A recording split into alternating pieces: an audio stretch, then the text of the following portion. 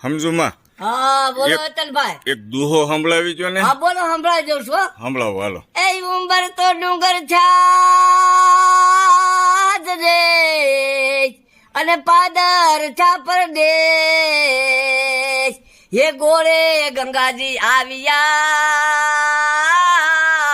એ હવે પગનો હાલે જરાય એ નાનપણના ભાવે લાડવા ને ગઢપણની ભાવે છે